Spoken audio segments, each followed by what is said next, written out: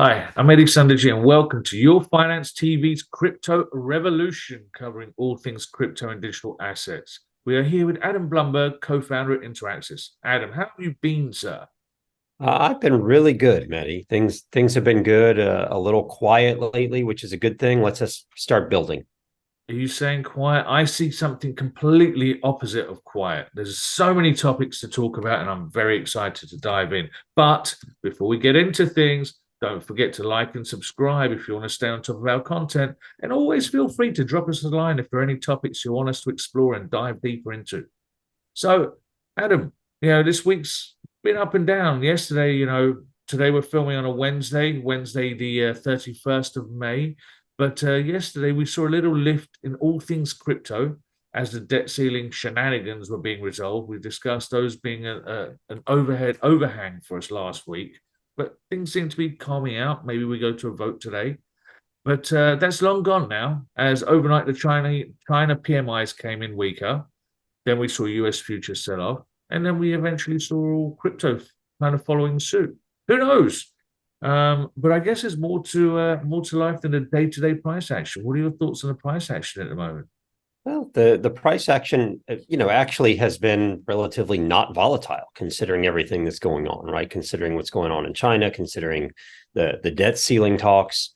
Like honestly, Mehdi, I don't know if anyone believed that we were actually going to that the U.S. was actually going to default on its debt. I think we all kind of knew that there was going to be some sort of deal reached. It was just a matter of which side was going to flinch first, right? So I think that was kind of priced in. So yesterday we saw, kind of an upward movement, or this weekend an upward movement in crypto prices and with it in everything prices, because it seems like an agreement has been reached on the debt ceiling, and now we're back to okay, that's old news. We're going to get back to everything else that's going on in the world economy, and oddly enough, crypto is kind of following suit with everything else. Is what it is. But speaking of old news, I'm going to throw one at you. FTX. There's now What is this, chatter. November? What month are we in? Well, I think we're about to go into June. I'm not too sure. It's all a little bit hazy these days. All I'm seeing is FTX 2.0 now everywhere. There's obviously discussion about FTX kind of coming out as FTX 2.0. The reputational risk kind of just seems way too much of an overhang, in my opinion. Even though Sam Altman-Fried will no longer be involved, but just FTX just as a name and a brand just seems like a disaster. I can't imagine it working, because so much of what they did and so much of what we do in crypto, right, is based on some bit of trust, right? Crypto, Bitcoin, Ethereum is all, we talk about it being trustless, meaning I don't have to trust that you have money to send it to me. All these kind of things, we're trusting the code. In this case, in the case of FTX, we actually had to trust a centralized exchange. That's what FTX was, a centralized custodian and exchange. And unfortunately, the people in power there were completely not trustworthy, and to the point that they were completely fraudulent. And so I can't imagine a reboot of FTX working.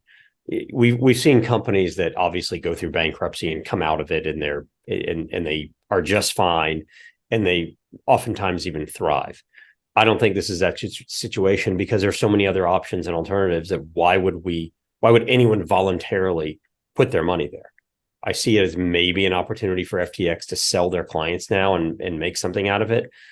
But remembering, as we went through and unraveled some of the process there were all sorts of backdoors in the code, if you'll remember, that would siphon client assets out and into, Alameda or some other investments. So how can we be so sure that every one of those backdoors isn't gone? How would anyone ever feel confident moving any of their crypto assets over to FTX anymore? Well, and some more that I read on it, it sounded like they'd have to do a complete reboot of the code because of those reasons. And that just seems like, why would you stick with FTX? I think personally, and I might be wrong, I like their logo. And I think they've got so many thousands of t-shirts and branded products that they want to make use of those, and maybe just stick on a 2.0 after the t-shirts and stuff, and keep rebranding and keep that logo going. Well, I think that, Mehdi, and I think it has something to do with all the people that invested in FTX, right? Not necessarily put their money in the exchange, had their crypto in there, But all the people, all the huge power VCs and the huge power investors that put their money into FTX, that invested in it, and now they're going, please, can we at least try a reboot? I'm sure. I mean, there's hundreds of millions of dollars invested, and they just want to try anything, even if it means that they can then go sell those clients. But I have to imagine, as soon as the 2.0 kind of opens up, everyone who had money there and is able to withdraw is just going to take their money out. Yeah, those VCs have definitely been quite vocal about 2.0. So, I think. But look, you're right, Mehdi. They should all get T-shirts. But everyone should get a T-shirt. They should all get FTX 2.0 T-shirts. We should find some sort of like a pickleball arena or something that they can sponsor. That's it. Pickleball arena. Well, you know what, Adam, talking about FTX, it leads us into a very nice and easy transition into regulation. So every week we have been discussing how the US is, for want of a better phrase, spooning it and their lack of clarity around regulation of crypto assets. But other countries are stepping up and they're gaining market share as things progress. We're now witnessing the collaborative efforts of countries that drive things ahead. Like we're seeing Hong Kong and the United Arab Emirates are now working together on crypto rules and establishing a joint working group around, they call them virtual assets. Could this lead to a guidebook for the US to follow, or is this just another ship sailing off, leaving the SS America in the wind? I would love to see it be a guidebook that we could follow. Obviously, Hong Kong in the last few weeks has been very proactive in terms of their crypto regulation, their thoughts on crypto. China has as well. And of course, Hong Kong is kind of paired in there with China. The UAE, of course, has been very forward thinking in terms of their crypto regulation, and they've attracted quite a bit of investment. They've attracted quite a bit of companies that have relocated there. And hopefully they're being very thoughtful about the regulation. Hopefully it's not just, we are going to create some sort of regulation so that all these companies and their money will come here, but they really think about how blockchain technology can work and how it can help them.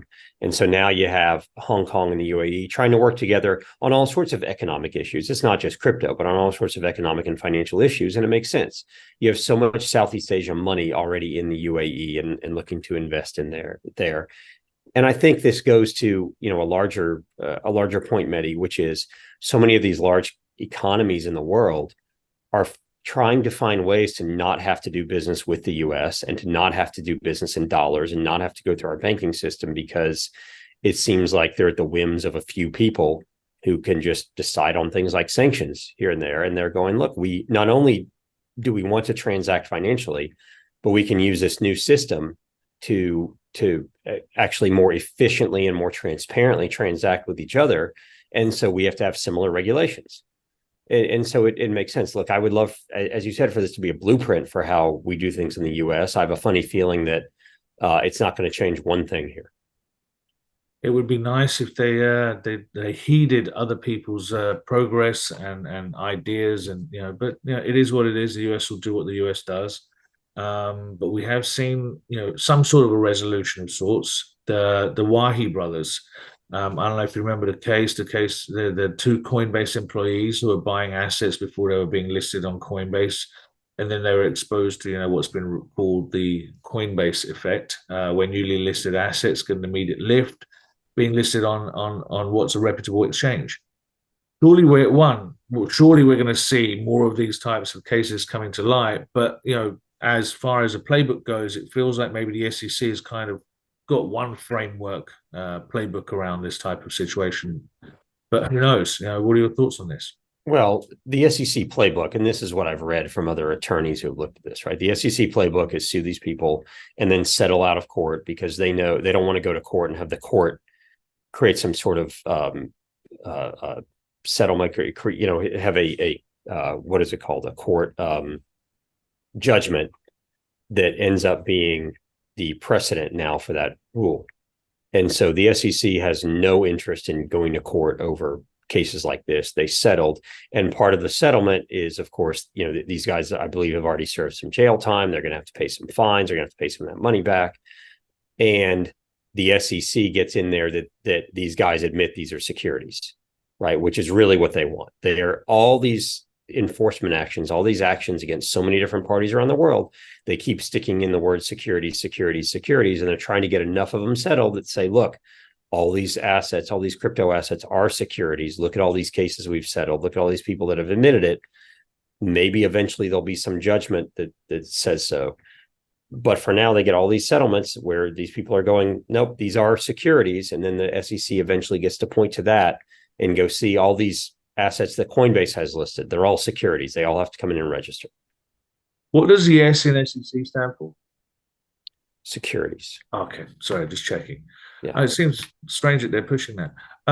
So another name that we've been discussing quite regularly is Binance, and it seems to pop up quite often in on the news on plus and minuses in regards to their news flow. They're under question this time for commingling customer funds. So this to me screams the wrong people in these senior roles, right? Anyone with a financial services background should know this is an immediate no-no. There is no way you can commingle client assets with corporate assets, the company assets.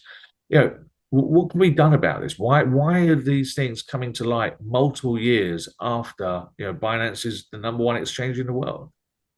Well, I think you're right. I think it's the wrong people at the top that think that this is okay. Think like, oh, we'll just put the client assets in with the company assets. And as long as we have some accounting entry that shows that the client put that money in, that's all we need. It's not horribly different from what a bank does, right? My assets go into as on the bank balance sheet once I've deposited my money. So it's not that much different from what Binance did. It's not that much different from what FTX did. Right. Well, let's not use FTX as a barometer. Right. Well, that's part of the problem here, right? Is that Binance did this and they're not supposed to, this is not what they're supposed to do. And part of it can be the people at the top that don't know that. They don't realize we can't do this. We have to keep the assets separate and segregated. And part of it is that the SEC, the CFTC, whoever is supposed to look over them, just hasn't had the manpower, the ability to go audit things like that. And so when they did, they said, all right, we have an action against them. I think the CFTC has an action against Binance. So, and this is a huge part of the reason is they were commingling assets. I don't think it shocks anybody that they were doing it. When I read the article originally about Binance doing this, I wasn't up in arms and I wasn't going, I got to tweet about this. This is horrible. I said, I kind of figured it doesn't surprise me one bit. That's never good to hear. I kind of figured. Binance in another news headline. What about let's have a look at some applications. So last week we spoke about Bitcoin Ordinals, maybe the week before, and the creator Casey Rodham has been ramping things up, but he's stepping aside as the lead maintainer. The role's being passed on to Ralph. We don't know who this is, but I like the name Ralph. Does this feel like it's a fly-by-night fad on the ordinal side? I think people have actually found some sort of use for this. I think it started out as kind of that. It's like someone wrote code and just put it out there and people adopted it and started using it. And of course, it got used first for like some version of Bitcoin NFTs and then for some version of Bitcoin, meme coins. And I think it was actually Michael Saylor that said, look, this could actually be useful. We could use ordinals to do things like wills, timestamp things that in the past we would have had to just kind of amend to the Bitcoin blockchain somehow, but now we can use this technology to do it. So I think there's actually a use for it. And I think the original founder of it said, look, this is beyond me. This is not something that I meant to happen in this realm. And if we need to take it beyond just being a fad, someone's going to have to do that. Someone's going to have to step up and do it. And I'm not the guy. And is Ralph kind of the intermediary then? I guess so. I don't know who any of these people are, and I haven't messed around with ordinals at all. But we've seen it a lot in the Ethereum world, right? Where someone will just accidentally create something just for fun or just because they can write the code or what have you, and next thing you know, it's grown, it's blown up, and someone else kind of has to take over the helm at that point. So we've also now we're seeing, you just mentioned the Ethereum NFT side. There's interest from a lot of these Ethereum-based NFTs to migrate to the Bitcoin network. This is a one-way trip. It sounds like there's some catches involved in this as well. Like, what's your understanding of how this would all work? I think you're right. It's one way. You can't go back and forth from Ethereum NFTs to Bitcoin ordinal NFTs. and then back to Ethereum. Once you've done it, you've burned your Ethereum NFT. I think for some people, it's the opportunity to go, all right, we're small fish in a monster pond in Ethereum in terms of NFTs. If we go over to Bitcoin, much, much smaller pond, right? And potentially much larger fish. And I can be one of the few people that, pioneers and does this. If I have some NFTs in my collection that have lost a tremendous amount of value, why not head over there and see what I can get, see what can happen with them? There is the opportunity to go migrate them over. And a few actually Bitcoiners I've seen have famously just bought Ethereum NFTs and moved them over just to do it, just to say, I'm burning some of the Ethereum NFTs. So we discussed a couple of weeks ago when we originally spoke about ordinals. There were some negatives on the Bitcoin network. Do you see this as a positive or a negative for the Bitcoin network? I see it as both. And I know that's a very lawyer answer. Kind of, it depends, right? It's negative in that for especially the hardcore Bitcoiners, and really for what Bitcoin's meant to do, it's not ideal, right? It clogs up the network. It makes the transactions more expensive. I mean, we've said that Bitcoin transactions are amazingly cheap for the value, right? I can move $2 worth of Bitcoin, or I can move $100 million worth of Bitcoin, and it still costs me virtually nothing, right? But as the price started to go up because of all these ordinals, because of people basically creating NFTs on Bitcoin, we saw the transactions clog up the network, which meant the price went up to actually have a transaction in there, and the time it takes, right? Bitcoin isn't like Ethereum. It's not every 12 to 15 seconds. It's every 10 minutes a block is processed. So it might take an hour or a day to get transactions processed now, and that's not what you want from the Bitcoin network. However, it is kind of a natural evolution. Someone figured out how to do this, and Bitcoin being decentralized, and if the Bitcoiners are, stomping their feet and going, yes, this has to be, ours is more decentralized than Ethereum, then you have to go where the market takes you. And if this is where the market took you, then you got to figure out how to make it work. So I think it's good. It's bad for prices. It's bad for transactions and speed and all that. It's good because maybe this is the part that pushes Bitcoin to do something more with this network, with this secure, safe, decentralized network. Maybe it pushes Bitcoin to just do a little bit more. Let's see if that causes the regulators a bit more of a headache in how to classify Bitcoin. Oh yeah, you know what? I hadn't even thought of going down that road. It's all of a sudden, they've said quite clearly Bitcoin is a commodity. Yeah. Whereas if you're trading ordinals on Bitcoin, what are those? And I don't, that. Let's talk in 2025, 2026 or something, and maybe there'll be some sort of enforcement action. We'll stick a pin in this one till 2025. Yep. I'll put it on my calendar. Done. So before we wrap, this feels like a round-out show, right? About some prior topics that we've discussed. We spoke a couple of weeks ago about the World app being launched by Sam Altman for his project Worldcoin, which everyone's been following quite avidly. It's all over the news again, and obviously needed another mention because of it. He's raised more money. Things are progressing for this world domination. Was it another 115 million? Are we scared yet? I don't know if we're scared yet. I think here's the problem, Mehdi. One, it seems very lazy of venture capitalists to go investing that much money in Worldcoin and in the Orb and all those things, because I feel like it's just bad. It's bad for society. It's bad technology. I don't feel like it's actually going to work. And if it works, I think that's even worse, right? If you get all these people scanning their eyes, and this becomes this huge database of everybody in the world, because what WorldCoin wants, of course, is to have this global ID kind of based on your retinal scan. I think that's really bad. Like I don't.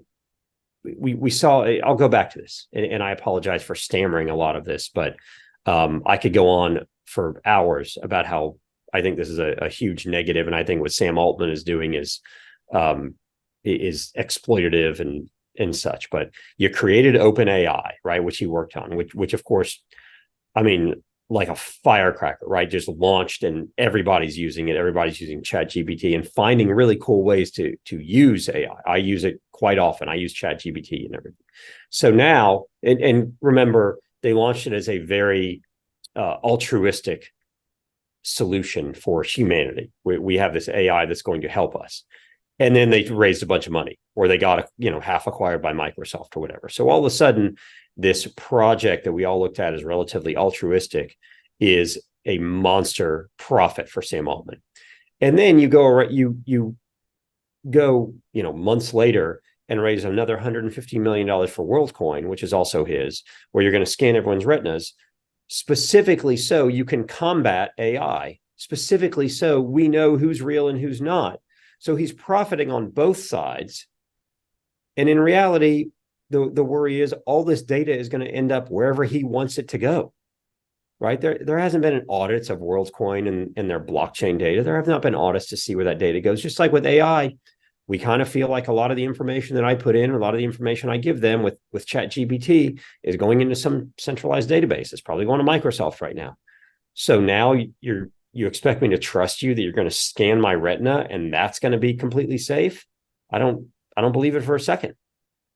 So I think it's dangerous. And I think the exploitative part is, one, the VC money, but two, it's going to regions of the world where they don't necessarily have identification or ID, where you can be born in some part of the world that there's not going to be someone from the government there to go, yep, it's a boy, here's the name, here's the whatever our equivalent of a social security number is, you're now registered in the system, you can have a passport and travel and all those things. They don't have that. And so I think those are the people that are going to be like, sure, sign me up, here's my eye. Now you got information on me because I want to be part of the world financial system. And what we're going to end up with is Worldcoin as bigger, more as like a combination of Google, Amazon, JP Morgan, and the US government all together. And I know that sounds very dystopian of me, and it sounds, very foil hat. And I've always talked about how I'm very pro innovation, and this is an innovation, but I don't like where it's going, and mainly because I don't like the people that are doing it. And at the top of that pyramid will be Sam Altman. Yes, standing up there talking about how altruistic all of it is. And if you're going to have this altruistic system to create IDs for everyone in the world, you can't also raise $115 million from venture capitalists and call yourself a philanthropist. It's a capitalistic world, my friend. Right, exactly. And this one is a little frightening to me. All right. Well, we're definitely going to be talking about Worldcoin and Sam Altman again in the near future, I'm sure. But for now, Adam, thank you as always for your time and sharing your thoughts. Oh, thanks for having me, Mehdi. Anytime. And as always, I want to urge our viewers, check out Adam's course on digital assets and crypto education, interaxis.io. The website's right down there. And of course, don't forget to subscribe to Your Finance TV. Get it done. We'll be back with you next week with more about crypto revolution. Until next time, good luck investing.